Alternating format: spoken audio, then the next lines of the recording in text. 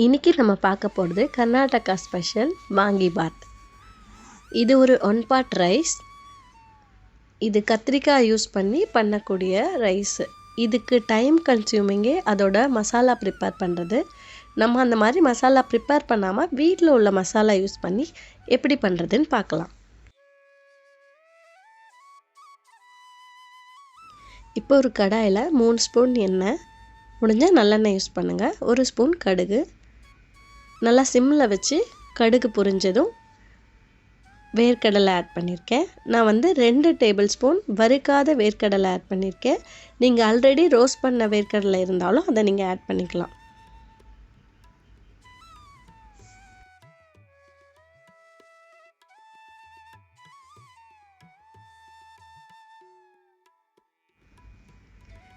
காஞ்ச மிளகாய் 2,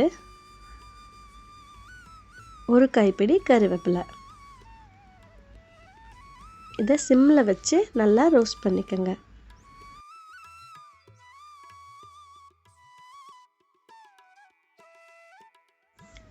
ஒரு வெங்காயம் ஸ்லைஸ் பண்ணி வச்சுருக்கேன். அது நல்லா உதுத்து விட்டு ஆட் பண்ணிக்கோங்க.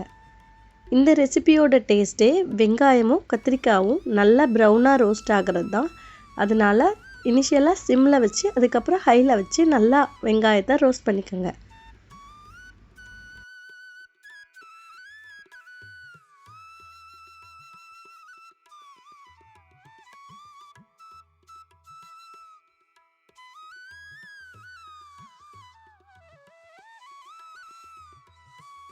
இப்போ 3 நிமிஷம் ஆச்சு. 3 நிமிஷம் வரைக்கும் நான் வெங்காயம் ரோஸ்ட் பண்ணியிருக்கேன். இப்போ அதுக்கான மசாலா எப்படி பண்ணுறதுன்னு பார்க்கலாம். அதுக்கு 1 spoon sambar powder, 1 spoon garam masala, நான் டீஸ்பூன் எடுத்திருக்கேன். நான் 1 ஸ்பூன் டெசிகேட்டட் கோகோனட் எடுத்திருக்கேன். நீங்கள் ஃப்ரெஷ் கோகோனட் இருந்தாலும் அதை எடுத்துக்கலாம். 1/2 ஸ்பூன் மஞ்சள் தூள். இதை தண்ணி சேர்க்காமல் ட்ரையாக அரைச்சி வச்சா நம்ம vangibath மசாலா ரெடி. இப்போது வெங்காயம் நல்லா ப்ரௌன் ஆயிடுச்சு. இதுக்கு நான் 4 கத்திரிக்காய் இன்றைக்கி எடுத்திருக்கேன். நீங்கள் இந்த அளவு மசாலாவுக்கு 3லேருந்து 5 கத்திரிக்காய் நல்லா நீளமாக கட் பண்ணி தண்ணிக்குள்ளே போட்டு வச்சுருங்க. அப்போ தான் கத்திரிக்காய் ப்ரௌன் ஆகாமல் இருக்கும். இப்போ நம்ம வெங்காயம் எந்த அளவுக்கு ப்ரௌனாக வதக்கணுமோ அதே மாதிரி கத்திரிக்காயும் நல்லா ஃபஸ்ட்டு சிம்மில் வச்சு அது நல்லா குக் ஆனதுக்கு அப்புறமா ஹையில் வச்சு ப்ரௌன் ஆகிற வரைக்கும் பண்ணுங்கள். இதுக்கு தேவையான அளவு சால்ட் சேர்த்துக்கங்க. நீங்கள் ரைஸில் சால்ட் போட்டிருந்தா அதுக்கேற்ற மாதிரி பார்த்து சேர்த்துக்கங்க. இப்போ நீங்கள் கத்திரிக்காய் சேர்த்த உடனே அதில் தண்ணி இருக்கும். அதனால் எடுத்த உடனே ஃப்ளேம் நல்லா ஹையில் வச்சு ஒரு 2 மினிட்ஸ் குக் பண்ணுங்கள். அதுக்கப்புறமா சிம்மில் வச்சு நல்லா ப்ரௌன் ஆகிற வரைக்கும் ரோஸ்ட் பண்ணிடுங்க.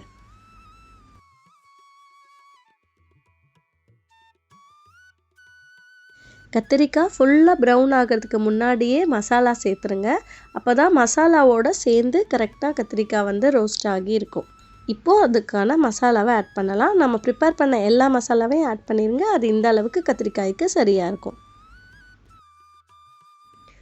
ஒரு 2 மினிட்ஸ் இந்த மசாலாவை சிம்மில் வச்சு நீங்கள் ஃப்ரை பண்ணால் சரியாக இருக்கும். ஹையில் வச்சிடாதீங்க, மசாலா கரிஞ்சிடும். இப்போ மூடி போட்டு இன்னொரு 2 மினிட்ஸ் குக் பண்ணுங்கள்.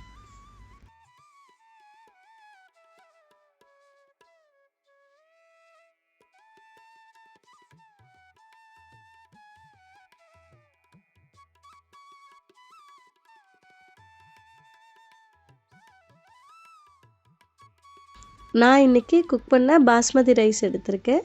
நீங்கள் ரெகுலராக வீட்டில் யூஸ் பண்ணுற ரைஸ் கூட எடுத்துக்கலாம்.